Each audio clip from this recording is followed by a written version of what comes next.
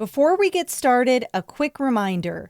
The Crime Shack is listener supported. If you'd like to help us keep telling these stories, you'll find the support link in the show notes or at thecrimeshack.com. The Crime Shack exists because of listeners like you. Your support makes each episode possible. Check out the link in the show notes or visit thecrimeshack.com to join our community.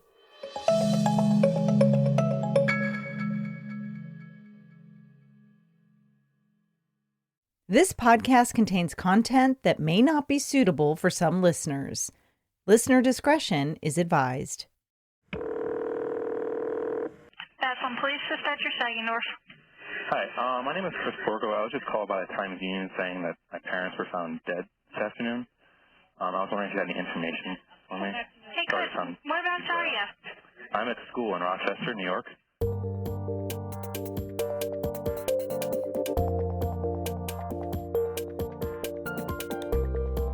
It's been a while, hasn't it? I know many of you have been wondering when you'd hear from me again. Well, the wait is over. The Crime Shack is back, and I'm really excited to jump back into these cases with you. I've missed being behind the mic, and I appreciate you sticking with me. So grab your coffee, settle in, and let's jump into today's case. Today, I'm diving into the case of Christopher Porco, a young man once described as charming and ambitious who shocked an entire community when he was accused of one of the most brutal family crimes in New York history. It's a case that grabbed national attention, not just because of the brutality of the crime, but because of what happened afterward, the conflicting statements, the digital breadcrumbs, and the courtroom battle that followed. A mother's love can be blinding. It turns warning signs into excuses and monsters into misunderstood children. We never want to believe that the life we created could be capable of taking life away. But unconditional love has a dark side. It forgives too easily. It enables too often. And sometimes it protects the very child who destroys everything. And when that illusion finally cracks, the devastation is beyond comprehension. In November of 2004, Joan Porco's love for her youngest son would be tested in the most unimaginable way. 52-year-old Peter and 54-year-old Joan Porco lived in Del Mar, New York, a quiet middle-class suburb just southwest of Albany, New York. Peter worked as a respected law clerk at the New York State Appellate Division, and Joan was a children's speech pathologist. They had two sons, Jonathan, the eldest, who would go on to join the Navy, and Christopher, the youngest, who by 2004 was attending the University of Rochester. Christopher had originally pursued biomedical engineering, but later switched his focus to economics. He was also active in ROTC and a member of the Sigma Phi Epsilon fraternity. On the surface, it looked like he was following a typical college path, but beneath that veneer, things were unraveling. The Porcos were, by all outward appearances, a normal, hardworking family. But like many families, there were tensions beneath the surface. Christopher had a strained relationship with his parents at times, particularly over academics and finances. And as jurors would later hear, there had been troubling incidents in the past that prosecutors argued foreshadowed what was to come. In November 2002, while Christopher was home from college, the Porcos reported a burglary. 2 laptops were stolen from their home. One of those laptops would be sold by Christopher on eBay just weeks later. When the burglary happened, it was treated by the family as an isolated incident, nothing more. For investigators, though, it would later become a detail too significant to ignore. On the night of Sunday, November 14, 2004, Christopher was on campus at the University of Rochester, roughly 3 hours west of Albany. At approximately 10:32 p.m., 4 separate security cameras captured a bright yellow Jeep Wrangler, unmistakably outfitted just like his, slowly rolling out of the university's south parking lot in front of Monroe Hall and heading east along Kendrick Road.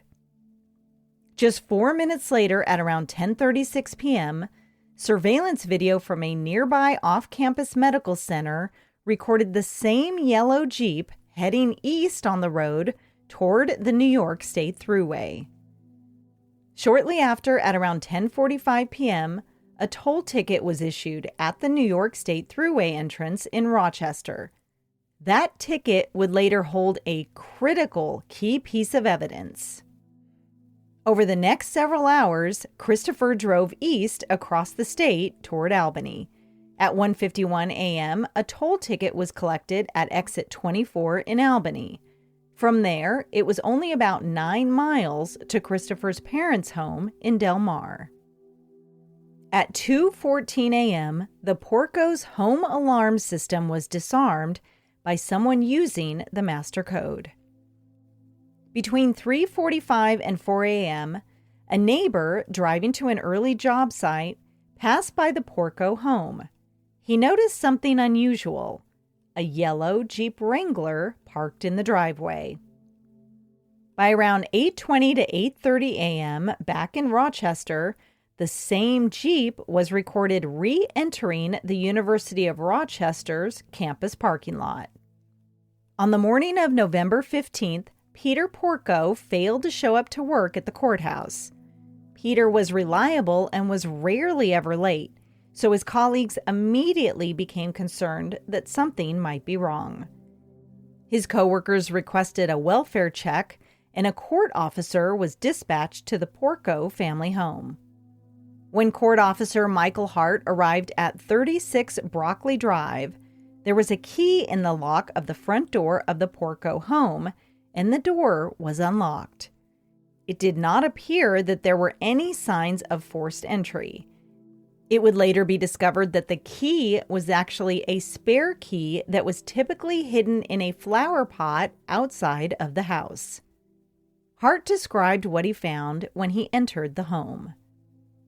I looked to the right and I saw Peter Porco laying at the base of the stairs. He was sort of on his right side. His eyes were locked open and his face was covered in dried blood. Peter was dead, lying in the foyer at the foot of the stairs. He was shirtless and had been bludgeoned. Law enforcement described him as being nearly decapitated. Upstairs in the master bedroom, his wife Joan was found. She was lying in the couple's bed, her legs dangling over the edge of the bed, and blood surrounded her head, staining the sheets underneath her. She had suffered severe head trauma that made her face unrecognizable. Her skull was shattered to the point that her jaw rested nearly on her chest. But she was still alive. The apparent weapon, a large bloody axe, later identified as the murder weapon, was lying on the bed next to her. The axe was the same type of carpenter or fire axe that was owned by the Porcos and had been in their home's own garage. Police and first responders were called and began arriving at the scene. A paramedic who attended to Joan would recall how difficult it was to administer oxygen to her due to her crushed facial injuries. They were also shocked how astonishingly alive and responsive she was despite those injuries. Detective Chris Bodish approached Joan's bedside as she was being attended to by the paramedic. He leaned in to speak with her, hoping to get some clarity on who was responsible for this heinous attack. He asked if she could hear him, and she nodded her head up and down, clearly indicating yes. He asked her, "Did a family member do this to you?" Again, she nodded. He asked her, "Did Christopher do this to you?" She nodded once more. As investigators scoured the Porco house, Chilling clues in the downstairs area of the home told of a horrifying sequence of events. Despite his extensive injuries, Peter appeared to have survived for hours following the attack and had gone about a macabre morning routine. After being attacked with the axe, Peter walked downstairs and went into the kitchen. He proceeded to write a $100 cashier's check made out to Saratoga Springs City Court to pay a traffic fine for Christopher and left the bloody check on the top rack of the open dishwasher. He packed himself a lunch. He attempted to load the dishwasher. He then eventually collapsed in the foyer and died from his injuries. At 3:09 p.m. that same day, Christopher Porco made a call to 911. According to Christopher, he'd been contacted about the murders by the Albany Times-Union, a daily paper based in Albany, New York. The paper had jumped on the case almost immediately because a violent axe attack in that area was breaking news. In the 911 call, Christopher doesn't sound especially concerned or stressed, considering that he's just been told by a newspaper that his parents were murdered. But you be the judge. That's on police dispatcher Saginaw. Hi, my name is Chris Porco. I was just called by the Times-Union saying that my parents were found dead this afternoon. I was wondering if you had any information on me. Hey, Chris, whereabouts are you? I'm at school in Rochester, New York. Okay, and are you in a dorm there? Yes, I am. Okay. Do you have a dorm name or? It's called Monroe. Okay. And you're hearing from the Times-Union? Yeah, they called me and said my parents were found, I guess, dead. I don't know. They didn't say how or anything. Let me try and find you somebody who may have some more information for you.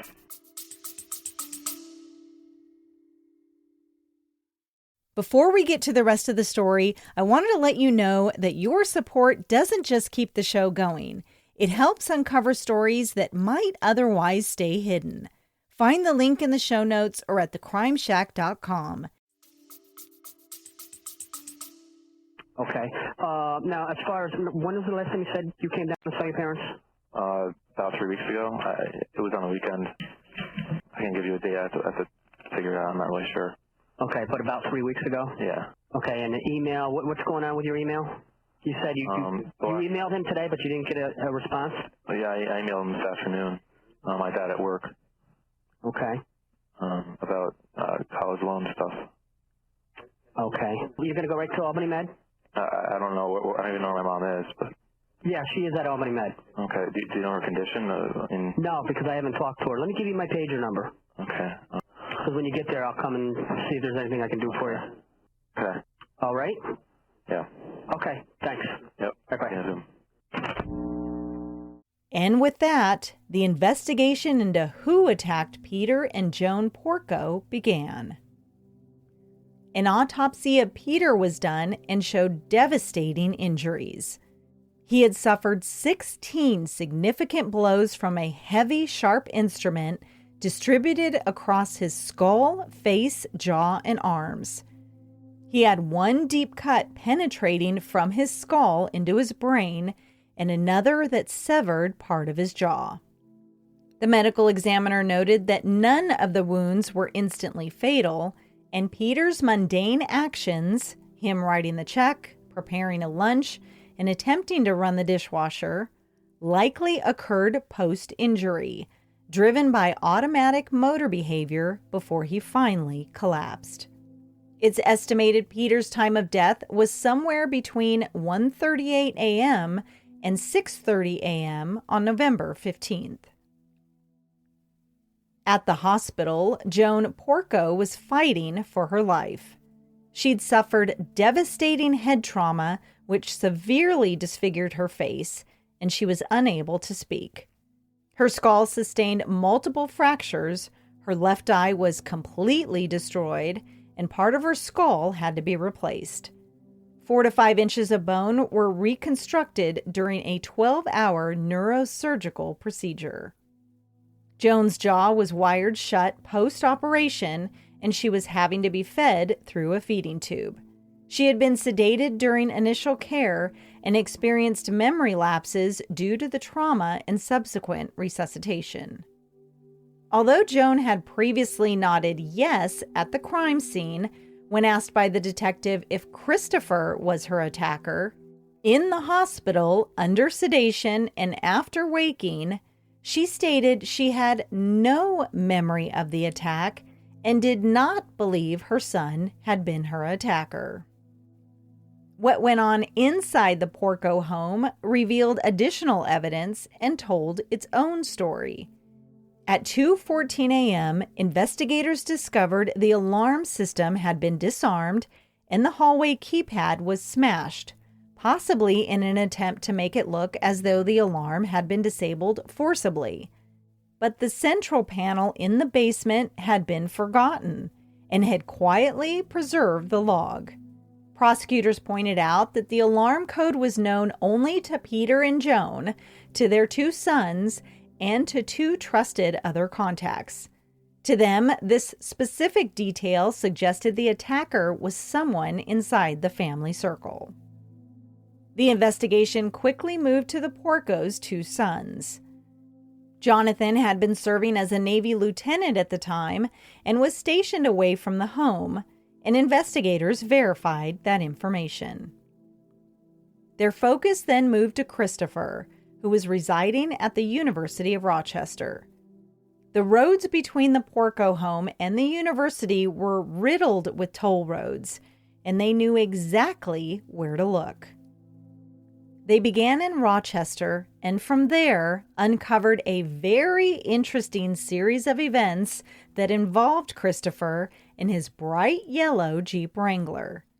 Beginning at 10:45 the night of November 14th, they tracked the Jeep Wrangler going through the various exits and tolls through Rochester and Albany, and ultimately returning back to the University of Rochester around 8:30 a.m. the following morning. They obtained witness testimony from a neighbor who claimed they spotted a yellow Jeep Wrangler in the Porco's driveway. As the case slowly began to take shape, the prosecutors pieced together their initial theory. Christopher Porco had made the overnight drive from Rochester to Del Mar, carried out the attack on his parents, and returned before classes started that morning. DNA analysis later revealed that mitochondrial DNA, consistent with Christopher's DNA profile, was found on that toll ticket from Rochester. The prosecutor's investigation found that Christopher had removed his E-ZPass transponder to avoid creating an electronic record of his trip, instead going through the manned toll lanes. Toll booth attendants recalled seeing a yellow Jeep during those hours described. While they had the physical evidence that told one part of the story, prosecutors also searched for a motive. By late 2004, Christopher was struggling academically at the University of Rochester and was in danger of being kicked out of the university, a fact that he intentionally hid from his parents. Financially, things were also unraveling. Christopher had forged his father's signature to co-sign a student loan of more than $30,000, as well as on documents to secure financing for his Jeep. He also sent his parents falsified academic transcripts to cover up his poor grades and academic standing. Tensions between Christopher and his parents escalated in the weeks leading up to the attack. Emails between Peter and Christopher reflected Peter's frustration and disappointment with his son. Just 11 days before the attack, Peter confronted Christopher about the forged loans. Peter wrote, "Did you forge my signature as a co-signer? What the hell are you doing? You should have called me to discuss it. I'm calling Citibank this morning to find out what you've done, and I'm going to tell them I'm not to be on it as a cosigner." 10 days before the attack, Peter sent another email to Christopher, this time about the Jeep loan. Peter wrote, "I want you to know that if you abuse my credit again, I will be forced to file forgery affidavits in order to disclaim liability. We may be disappointed with you, but your mother and I still love you and care about your future." This tension was not a new thing between the two, and the problems with Christopher had been going on for quite a while. Earlier that year, in March 2004, there were arguments about grades, and Peter writing to Christopher telling him that he was frustrated over his failing grades. Christopher answered his father with a flippant response, saying, quote, "Hi, I'm in London and have been touring around. I assure you I didn't do it. Maybe it hasn't been reflected in the computer," referring to the university's computer records. In mid-2004, there was an IRS refund issue. Peter wrote to his son saying, "Obviously, whatever steps you thought you took to iron out this matter haven't satisfied the IRS." Christopher gave his father even more excuses, telling him that he was waiting for a new credit card to clear. The combination of the lies and mounting financial pressures, his parents' outrage, and constant disappointment, which highlighted their deteriorating relationship, formed the motive that prosecutors needed. Christopher was desperate, cornered, and willing to go to extreme measures to maintain the image he had created. Investigators searched Christopher's Jeep and interviewed students who lived in his dorm and pored over his phone records. Although there was shockingly no direct physical evidence, such as fingerprints or blood, that tied Christopher to the crime scene, the circumstantial evidence grew stronger as the remaining pieces to the puzzle started to come together. Nearly a year after the attack, Christopher Porco was indicted on November 5, 2005, and was subsequently arrested and charged with the murder of his father and the attempted murder of his mother. Because of heavy pretrial publicity in Albany County, Christopher's trial was moved south to Orange County in Goshen, New York. The trial began on June 28, 2006, and Judge Jeffrey Berry presided. The prosecution's case leaned heavily on the timeline. The Jeep leaving Rochester and returning, the toll tickets along with the DNA evidence on the ticket, the home's alarm system being disarmed at 2:14 a.m. by someone who knew the code, the neighbor's sighting of a yellow Jeep in the Porco driveway, Christopher's academic and financial deception and the building pressures as a result, and the 2002 staged burglary of the stolen laptops that happened at the Porco's home. They argued that while there was no single smoking gun in the case, the combination of the physical and circumstantial evidence was overwhelming. One of the prosecution's witnesses was Jonathan Porco. He emotionally testified against his brother, saying that his relationship with Christopher was strained. He provided short answers during his testimony, reflecting his attitude towards his brother, and made no eye contact with Christopher the entire time he was on the stand. Jonathan recalled what his brother had told him regarding the night of the attack, saying that Christopher said that he was at school sleeping in the common room of the fraternity the night before the murders. During his testimony, Jonathan also mentioned that both he and Christopher were aware that they were beneficiaries of their parents' life insurance policies.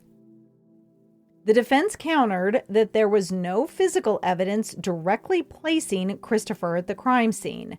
There were no fingerprints, no blood, and no eyewitnesses. Interestingly, they did not present a formal alibi at trial. And they did not call any witnesses to testify that Christopher was in the fraternity lounge or at the university. Prosecutors were quick to rebut the possibility that Christopher was at the university at the time of the murders by calling 9 fraternity brothers to the stand who were in the lounge that night. They all testified that Christopher was not there. But the defense wasn't done with their argument. They reminded jurors that Joan Porco had survived. In a shocking move, Joan herself got up on the stand and testified that she did not believe her son had committed the crime. The defense also attacked the reliability of the DNA on the toll ticket, raised the possibility of contamination, and pushed the alternative theory that the attack could have been done by Peter's uncle, Frank Porco, who had connections to organized crime. Poor Uncle Frank, how'd he get pulled into this? On August 10, 2006, after 23 days of testimony, the jury took less than 6 hours to come up with their unanimous verdict. They chose to believe the overwhelming evidence presented by the prosecution, and they found Christopher Porco guilty of second-degree murder for the death of his father and guilty of attempted second-degree murder for the attack on his mother. Then 4 months later, on December 12, 2006, Judge Barry sentenced him to 2 consecutive terms of 25 years to life, a total of 50 years to life in prison. Christopher is not eligible for parole until 2052, and at that time, he will be in his 70s. Christopher, of course, appealed his conviction, focusing on the testimony about Joan's nod to the detective about her son being the perpetrator. But in 2011, the New York Court of Appeals upheld his conviction, citing that even if the nod evidence wasn't included at trial, the remaining evidence was so overwhelming that the verdict would have been the same. Over the years, Christopher has filed numerous other appeals, which included claims of ineffective counsel and challenges to the toll ticket's DNA evidence. None of his appeals have been successful, and he spends his days in prison at the Clinton Correctional Facility in Dannemora, New York. In 2006, CBS News 48 Hours conducted a jailhouse interview with Christopher, where he reflected on the possibility of other suspects, saying, quote, "There is no doubt in my mind. I know they are out there. At this point, I have little confidence that they will ever be caught." But his most recent interview was in 2023 with Fox Nation's Piers Morgan. In that exclusive sit-down interview, Christopher talked about his relationship with his mother and her enduring support. You know, she's my mother. I mean, all mothers want to believe their son. Of course. She's my mother. She loves me unconditionally. And I have no doubt that if she believed I had done this, she would still love me. I mean, that's extraordinary. It is. It is. She would still forgive you, you think? Forgive? I don't know. I think she would still love me.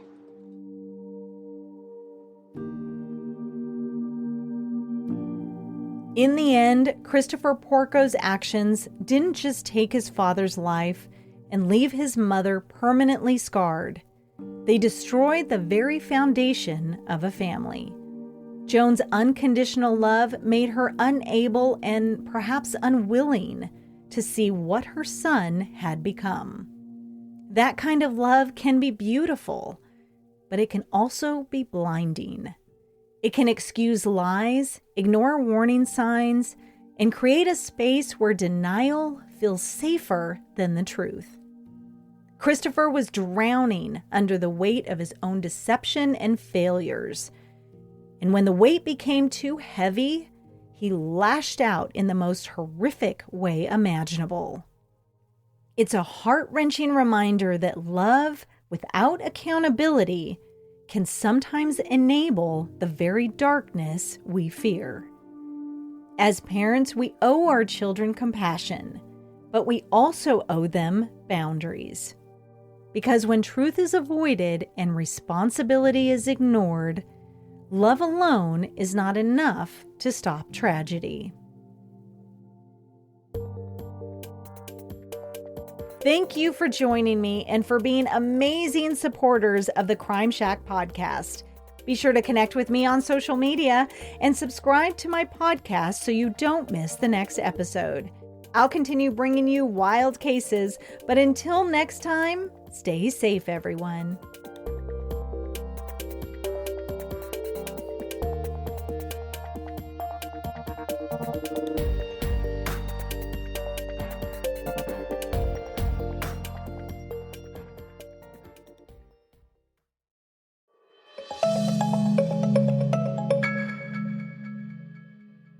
Every episode we make is fueled by listener support. If you'd like to help us create more, you'll find the link in the show notes or at thecrimeshack.com.